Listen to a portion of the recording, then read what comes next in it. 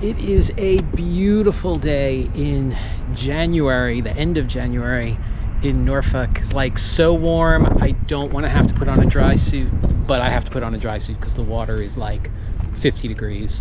So I'm going to dress pretty light under it because the air temperature is pretty warm.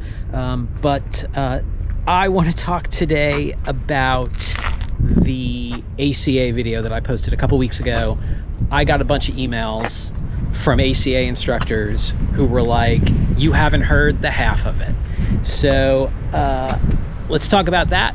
But first, let's get on the water.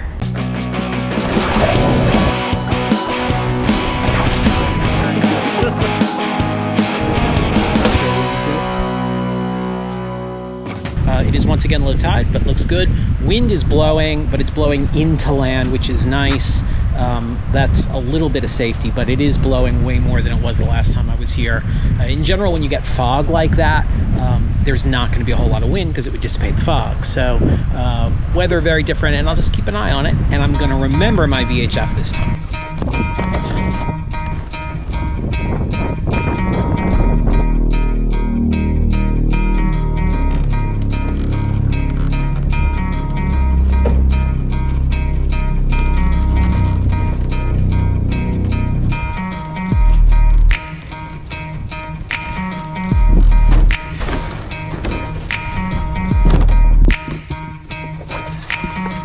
Forgot.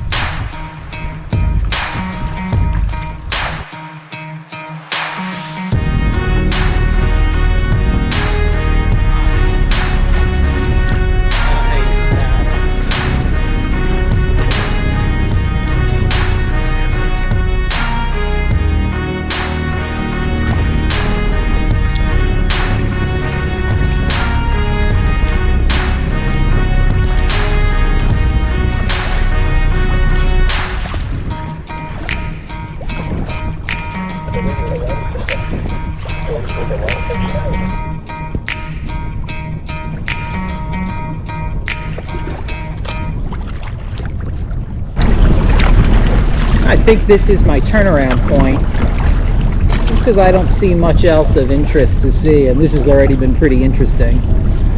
The wind has actually mellowed just a little bit out here now. So after I posted the ACA video, I got emails from 4 or 5 different ACA instructors at varying levels of experience. One person was brand new, one person had been working for them for quite a while, and the others fell in between.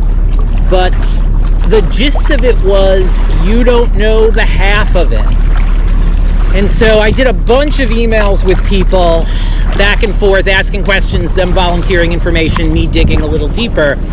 And it turns out that it seems most kayaking instructors are doing ACA stuff because, for a couple reasons, but the first, they're the only game in town. B, they do it for the insurance so that they can have insurance when they're teaching. I think that was it. Those 2 reasons. So those 2 reasons were the big reasons. Big tugboat behind me that's going to make a hell of a wake. And what they all had to say was, it just was not financially a good deal for the instructors, is that they have to kick a lot of money back up to the ACA. So for like every student they teach, $10 for each day for each student goes back to ACA. They have to pay to register the course on the ACA's website so that people can sign up for it, and they have to pay a late fee if they don't do it a certain time out. Like it has to be, I don't know, 2 weeks or something or more before the actual date of the course. So like you can't say, oh, this weekend I'm going to run a course. I got 6 people ready to go. You can do that, but you have to pay an extra fee. Your skills have to be reevaluated, I think they said every 4 years, which you have to pay a fee for. And in general, it's just not a great system. Helicopter coming.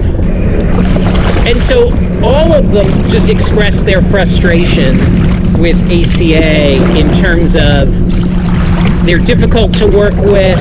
You spend a lot of money to keep your skills increasing or at least the same.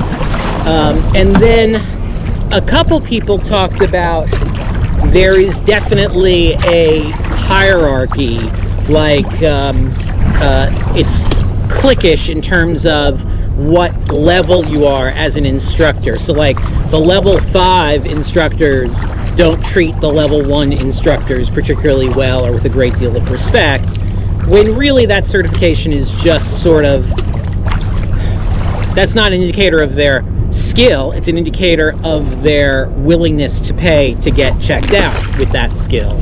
So, ooh, big, here's that wake from that boat. Pay attention, Brett. Taking it on a quarter like this is not the best way to do it, but we'll do it.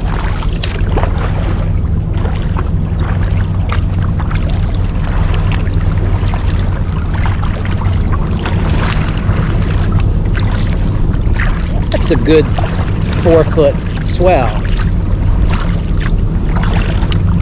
The other thing that I thought that was interesting was no one debated or corrected me on anything. No one was like, nope, you've got it all wrong. This is a great program. You're missing out. So I thought that was really interesting. And so then the question came up, if they're the only game in town, why are they the only game in town? And the answer is because no other agency or group has stepped up to say, we're going to create a program to say that these instructors are qualified at a certain level, you know, and it would be relatively easy to do. The instructors need a certification card, the instructors need insurance. Neither of those things are particularly hard to do. So I thought that was interesting. If, you know, if there are paddlers out there who still have more feedback on ACA or on that video, I'm open to hear it. Leave a comment down below or email me, brett@adventureotaku.com. Either way, I'm happy to hear it.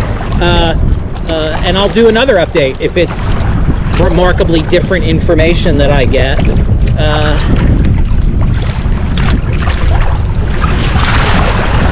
Nice. Whoa, there we go.